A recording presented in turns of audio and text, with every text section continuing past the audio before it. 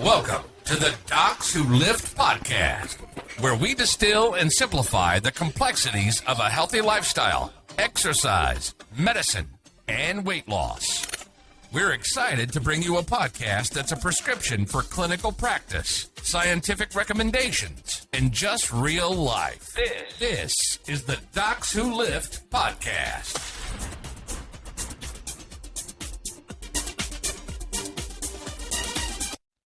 Holy cow. Just stop that. Yeah, that was our intro. Dr. Brett Guinto. We might need to truncate that. Yeah. Thanks, Dr. Guinto. That's pretty intense. It's awesome. One of my brother's colleagues. A fellow doc who lifts. For us. A fellow endocrinologist who lifts. Dr. Guinto, thank you.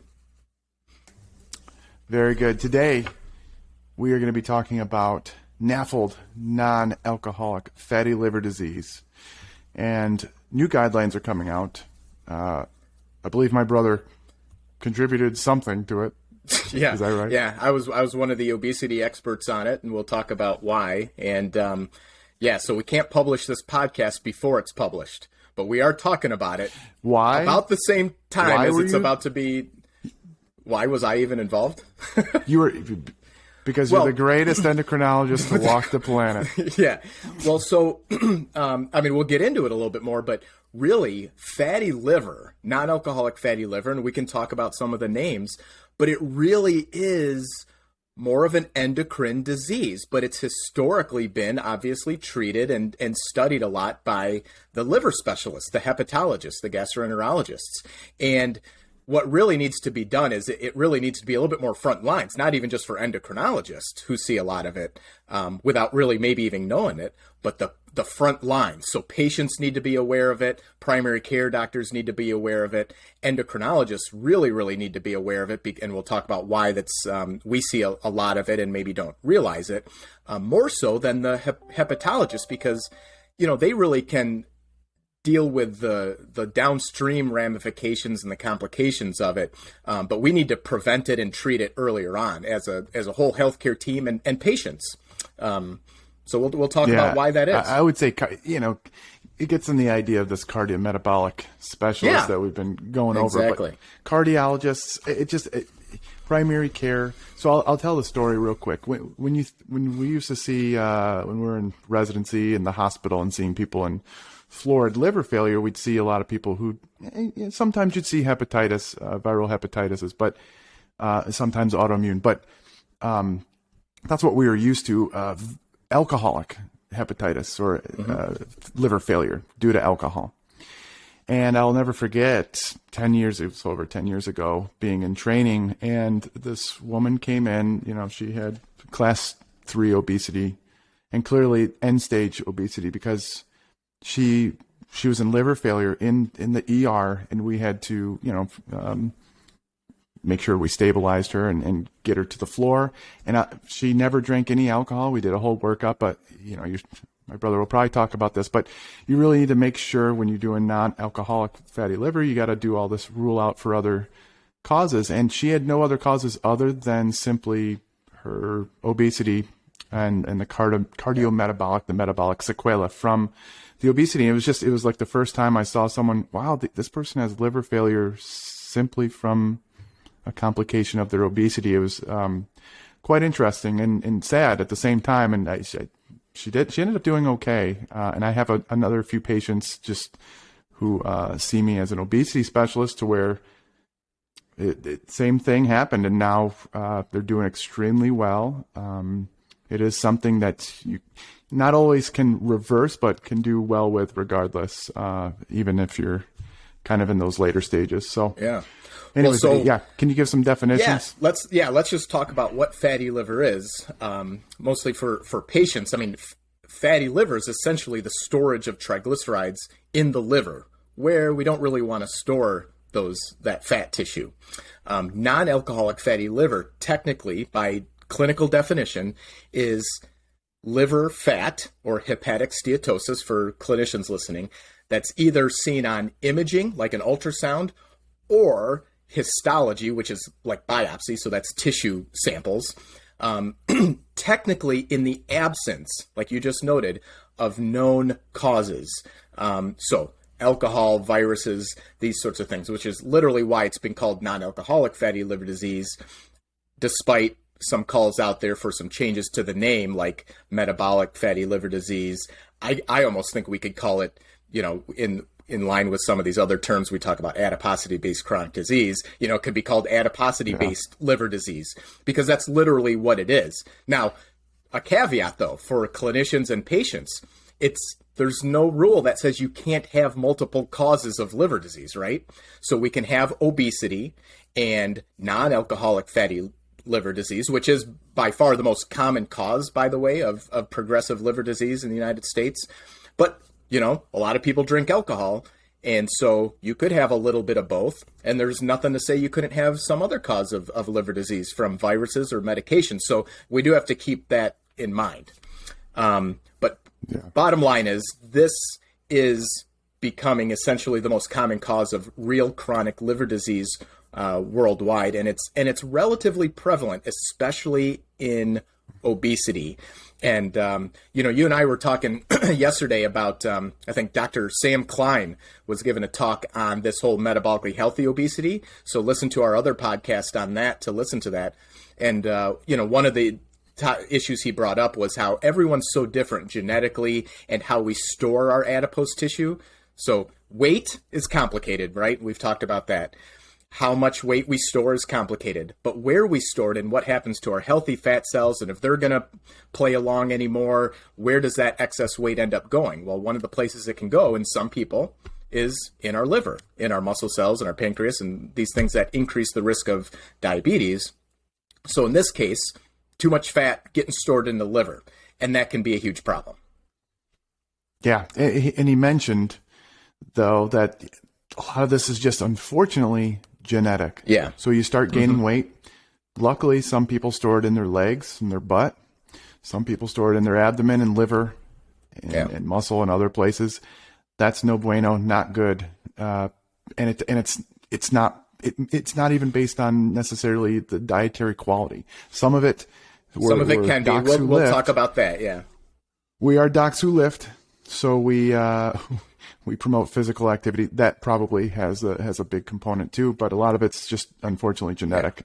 And you won't even know it. A lot of your blood markers may look okay, but you wouldn't even know it unless you actually got And that's something we're going to talk about. So in these new guidelines, when they come out for endocrinologists and primary care doctors who may not be as well versed, because this is in the grand scheme of medicine, this is a relatively new disease process that we're learning about and trying to figure out the best ways to do it.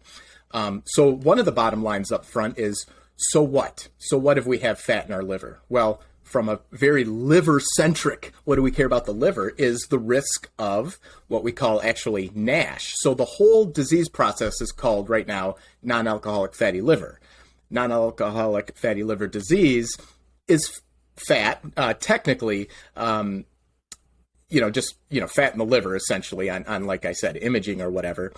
But NASH, NASH, stands for non-alcoholic steato, which is the fat, hepatitis, which means inflammation of the liver.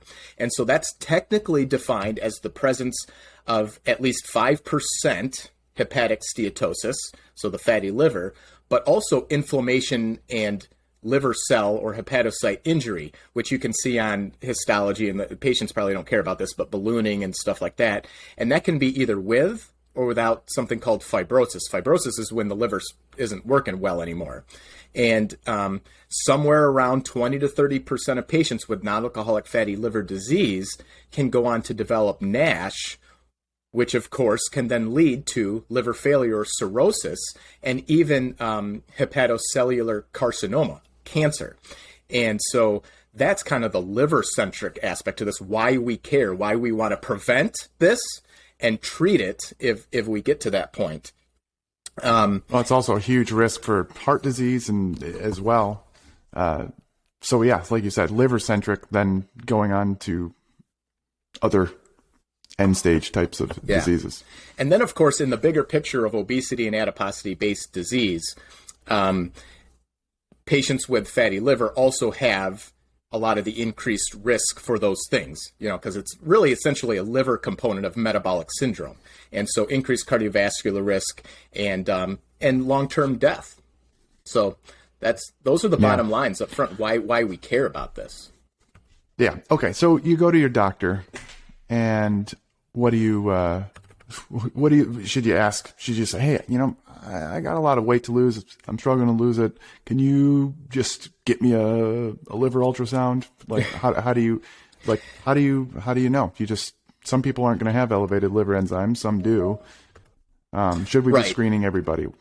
Right. So that's where we get into some of these. It's kind of like a cardiovascular risk, statistical risk screening. Yes. An assessment from that. And so for fatty liver, what's going to be recommended is this thing called a FIB4. And so there are certain groups that have significantly high risk, not just of fatty liver, because pretty much, everyone who's struggling with obesity probably has risk of fatty liver itself. But those who have a high risk of going on to that NASH, the cirrhosis, the real bad risks, those are the ones we really want to catch and dig a little bit deeper. And so people who have type 2 diabetes, they have a really high risk.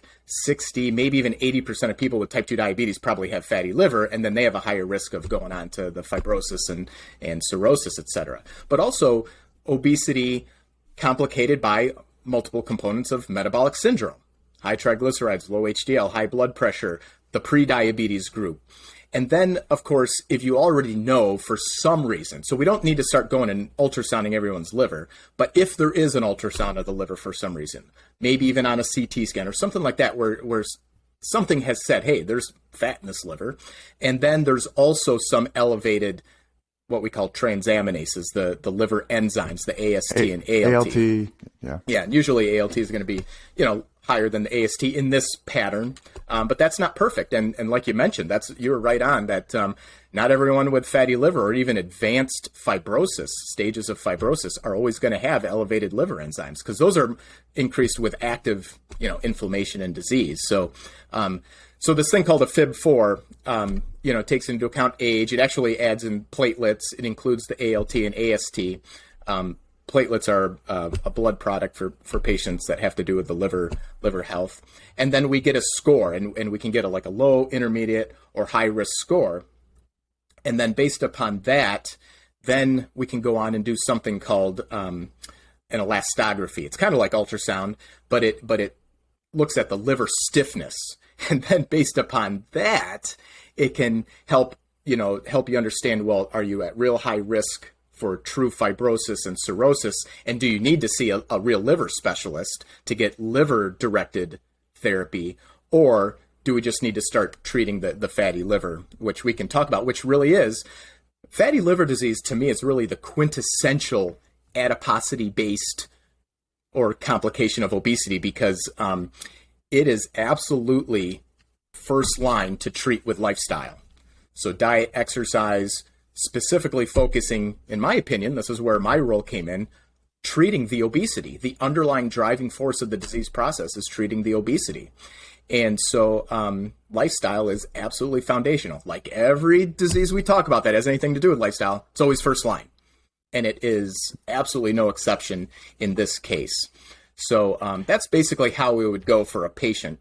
Yeah, I mean, I guess the question is, for people listening, though, and for primary care doctors listening, I know we have cardiologists, I know we have other endocrinologists that listen that probably aren't doing this. Should you be basically screening every person with obesity coming in, at least from a baseline? Then if they have high risk characteristics such as type 2 diabetes, metabolic syndrome, doing the FIB4 and going down this pathway? Yeah, I mean, especially primary care doctors, and endocrinologists, obesity specialists, possibly cardiologists who, if they happen to be the ones seeing patients who have cardiometabolic disease, who already have heart disease. Like I said, part of it is reducing the cardiovascular risk. So when people look at these guidelines we publish, not only do we talk about how to screen and diagnose using these groups of high-risk patients and the FIB4 and the elastography and who to send to liver specialists, but also the treatment options and then the cardiovascular risk reduction too, including diet, exercise, medications, etc. Okay, so to prevent this, we need to work as hard as we can not to gain weight. That's kind of obvious. It goes into every other podcast we do. If you have gained weight and you have some of these high risk characteristics, get screened. We want everybody to try to lose weight if they have excess weight. But again, this goes into our whole, if you're more in that metabolically unhealthy spectrum, including with potential fatty liver and other cardiometabolic markers, maybe being a little bit more aggressive, like for someone that, surgery's not for me, but if you have more of these characteristics, maybe think a little bit stronger about surgery if medicines didn't work necessarily. Yeah. So I think that's a good. Now, what about in terms of dietary patterns? We talked about this for, the whole, if you're genetically predisposed to increasing liver fat just with weight gain regardless. What about just dietary pattern without weight loss? Does that have an effect on a little bit fatty liver? The problem is we don't know that it team members to help you holy cow. Did you hear that? Holy cow. What's your Holy cow. scheduling platform that you use? Oh God. It's my meeting I told you about I had to be on. Take that out. I'm gonna have to edit. I will have to edit this part. This is at the 16 minute. This is 16 minutes. Difficult. Holy cow! We just all right. Our rankings just dropped. Told you. All right. So back on track. Okay. So creating an energy deficit is the primary goal for a dietary intervention.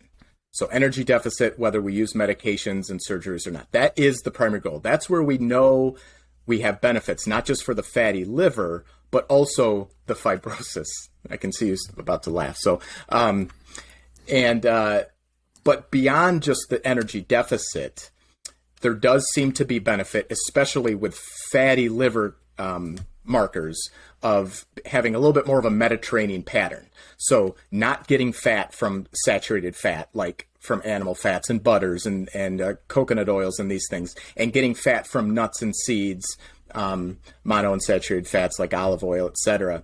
Otherwise, probably a lower fat and maybe a little bit lower carb, especially lower sugar diet component, higher fiber, so more vegetables, beans, legumes, high fiber fruit. But really, we don't have the best data to say that that is going to suddenly fix advanced fibrosis and cirrhosis. But energy deficit creating weight loss does. So, really our goal for these people, especially if you have a higher risk, is really more than 10% weight loss. Obviously targeting the fat. More muscle's good, so working out's really important. Aerobic exercise, resistance training is good for liver fat. But the weight loss is a key that we know helps for sure. Yeah. This is where you start getting into these internet battles. I just posted a thing about how, there's some doctor last year, I think it was a dentist actually, I'm pretty sure it was a dentist, who said that treat fruit like poison or dessert or whatever, because more than 3 pieces of fruit or something per day it's gonna increase your risk of fatty liver. And it's like, that's interesting, because fruit, very low energy density, meaning filling, few calories per unit of volume. So, you can eat a big whole thing of watermelon and it's not that many calories, relatively, or a big carton of strawberries. You can actually have a carton of strawberries. It's like 150 calories. Yeah. So, and that would be considered like at least just a couple servings. But if that helps you eat fewer calories, you lose weight. I don't care that it has fructose in there. Fructose, people, there's other podcasts, people are like, oh, stay away from fructose because it has it's metabolized differently in the body and it has an increased risk of de novo lipogenesis due to the way it's metabolized, blah, blah, blah, blah, blah, increased liver fat. But it's all hypothetical. And in humans, obviously fruit is actually not all fructose anyway. It's a mixture of glucose and fructose. Which most things are anyways when we talk about this. Even high fructose corn syrup. Yeah, it's very similar. Nobody's drinking fructose. But that said, pure fructose. We don't want to drink sugary beverages because the whole thing just overwhelms all of our systems to deal with it. So even if you believe the whole this whole idea of this hypothetical risk from it, we want to eat low energy density foods regardless. But Right. I would say do not be afraid of fruit. It comes down to the Definitely. energy balance. If ketogenic diets, people think ketogenic diets are more beneficial for non-alcoholic fatty liver. That remains to be seen. Mostly comes down to energy balance regardless. But if that helps you lose weight, if that's the thing that helps you lose weight and keep it off because it keeps you satiated, more satiety during the day, lower energy balance, keeps you at a lower weight, fine, whatever. I don't really care. I just don't want people to feel like they can't eat fruit. Right. Overall dietary pattern probably matters, but the thing that matters most is the weight loss for this specific thing, because it's the actual pathophysiology of what's going on with fat in your liver. Now, if you cannot do the diet and exercise stuff, because it's hard to lose weight, as we've gone over the biology and the pathogenesis or pathophysiology of obesity and why it's hard to lose weight, keep it off. What about drugs? What kind of drugs we got? What kind of stuff can we shill out right now? So what we'll end up recommending in this guideline is that, if you have obesity complicated by fatty liver, certainly that is an advanced stage of obesity and a higher indication for some sort of anti-obesity medication to help people lose weight and meet that target, really, at least 5, but really more than 5 to 10, and ultimately really more than 10% weight loss to get those benefits. So all of them would be fine, and those should be personalized anyways in a whole variety of different reasons we can talk about in a different podcast. But if we start getting to the point where there is more of a risk of advanced fibrosis, and we think there really is NASH, that's steatohepatitis, or a real risk of, say, cirrhosis, then it would be nice to use some of the medications that are thought to and being studied for reducing the risk of NASH. And that gets into the GLP-1 receptor agonists, most specifically in this case, semaglutide, trade name, hopefully we don't get in trouble, Wegovy, and a higher dose Ozempic are being studied so far with some good benefits. But I'll tell you, most of what we see so far really still comes down to the weight loss benefits. And so as we'll discuss in our other podcasts, it's hard to know if there's truly. It's going to be hard. I mean, they try to tease these things out in the studies. Yeah. Last year, there was a big trial. It was published in the New England Journal of Medicine using high-dose semaglutide for patients with fatty liver. They had really, really, really good weight loss. And they're starting to see improvements in all these markers. But it's pretty hard to tease that out. But there are reasons that GLP-1 receptor agonist therapy may work well because of the different mechanisms it has beyond just the weight loss. But that would be probably the preferred medication for weight loss for right now. There are some in the pipeline that maybe we'll talk about in a different episode. Maybe by the time this gets published, tirzepatide will be approved for type 2 diabetes, but I'm not sure exactly on that timeline. We're going to do our whole podcast all about medications and weight loss very soon, where it's going to be a whole series of it. The reason we're probably saving it is also because of this tirzepatide drug, which we'll discuss here in that podcast a little bit more. But okay, so what about surgery? Any other drugs? Well, surgery, of course. Yeah. Well, so all the other medications should be considered also, again, depending on personal basis. Now, if you have type 2 diabetes and advanced fibrosis or NASH, then one of the medications that we do know has benefits is called pioglitazone. So your physician may talk to you about that if there's no reason not to use it. It kind of got a bad rap several years ago because its sister medication seemed to increase some cardiovascular risks. Pioglitazone is not helpful if you have heart failure because it tends to retain water. But otherwise, from a cardiometabolic standpoint, the way it works on lipid, your fat metabolism, it's pretty darn helpful for sugars, cardiovascular benefits, and it's good for liver benefits in the case of NASH. We discussed it in our medications and weight gain, because you may gain weight with it, but it's helpful for creating new adipocytes in a healthful manner, as opposed to creating new adipocytes, new triglycerides into your other places that aren't supposed to be there, like your liver. Yeah. So that's it's, if you want to learn more, you can listen to our other podcast. And, what about vitamin E, fish oils? I know these things are being the discussed fish oil, all the time. maybe doesn't help. Vitamin E actually does have benefits in some of the studies, but definitely don't do that on your own. That might end up being the liver doctors advising that. If you have type 2 diabetes, other medications that probably have some benefit include the SGLT2 inhibitors. So empagliflozin, dapagliflozin, Jardiance, Farxiga. There are some studies in people with NASH, NAFLD, where it certainly seems to help some of the stuff, but we don't have that histology benefit yet that we know about, where we see benefits on biopsy. But certainly if I have a patient with type 2 diabetes, obesity, type 2 diabetes, high risk of fatty liver being NASH, they're going to get GLP therapy and SGLT2 inhibitor therapy in addition to intensive diet and exercise efforts, unless there's some reason not to, for sure. Surgery. So surgery, absolutely. Bariatrics or metabolic surgery is still underutilized. And that's another thing. We got to have a whole podcast on that, I'm sure. We're bringing Garth on. We're bringing our boy. He's a vegan. We're not going to we're actually probably going to rough him up a little bit. But, we'll have to wait till we all are together.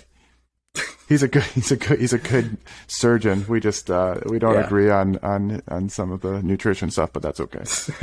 So bariatric metabolic surgery absolutely indicated for people with obesity complicated by fatty liver, especially if there's NASH. And we should be considering these interventions earlier on, depending on how people respond to diet, exercise, medications. Just like type 2 diabetes, we do need to consider it early on. Obviously, coverage is an issue. So, people with lower BMIs should be eligible for medication and surgery. That isn't always the case. There's been calls for it, but there's obviously that issue there too. Cool. All right. So let's wrap this up and make it practical. You have obesity, overweight, and you want to be, you're kind of like, whoa, God, I didn't know that fatty liver was a thing, or that I'm kind of worried about it. You have more of these characteristics. Metabolic syndrome, that means your HDL is a little bit lower, triglycerides a little bit higher, fasting blood sugar is a little bit higher. Your waist circumference is a little bit, you can listen to our diagnosis of obesity podcast, but your waist circumference is enlarged. You have type 2 diabetes, and you're like, okay, and now I was worried about my sugars, but now I'm worried about fatty liver because I'm listening to these two meatheads talk about this. What to do? You ask your doctor for screening. You say maybe a FIB4. Yeah, and for the doctors out there, this is what you need to be. And you can just go to MD Calc or Google it, but it's going to include the ALT, AST, platelet count, age, BMI, etc. And then that'll help give a sort of a risk of, do you have a risk of NASH? Not just fatty liver, but actual fibrosis. Possibly could, if you have that high risk, get something called an elastography, liver stiffness measurement. If that's really high, you could end up seeing a liver specialist in addition to an endocrinologist or obesity specialist. Most importantly, we want to treat the obesity, the underlying driving force of this, with dietary efforts, an energy deficit as the primary goal, an otherwise Mediterranean pattern as sort of the secondary goal. We do want to increase aerobic and resistance training to improve our cardiometabolic health for sure, for the liver health. We want to treat high blood pressure and lipids just like we would for cardiovascular risk. Possibly use medications to support our weight loss efforts. If you have type 2 diabetes, maybe some medications that help not only with sugars, but also with the liver fat. Might talk to you about some of these specific weight loss medications like Ozempic and Wegovy for liver disease, if you have more advanced risk. Bariatric metabolic surgery. I think that's probably a good conclusion for especially people listening to this. Well, I don't want people to worry and be like, oh God, no, just know it's one of the complications. I don't want people to worry. Yeah, we want to understand the risks of obesity. Obesity is complex. This is a quintessential adiposity-based disease. It is something that we need to be aware of. and we want to prevent it and treat it if necessary. We want to be aware of it. And so, for the physicians and the clinicians out there, the ACE, co-sponsored by AASLD guidelines should be published about the time this podcast is even available. And so check it out. Let us know some feedback. Don't be too hard on me. But Perfect. Ken Kuzi, by the way, he's an endocrinologist, liver specialist who has done just like an extreme amount of the research on this. He was our lead. He's basically a liver specialist, but he's an endocrinologist. And then we got some other specific liver specialists to also help him take the lead. And, he's an amazing guy, by the way. So for physicians, if you ever want to listen to a very clinical podcast, look for some by him. He actually did one recently, I think maybe on the ACE podcast or something, but that's my plug for him.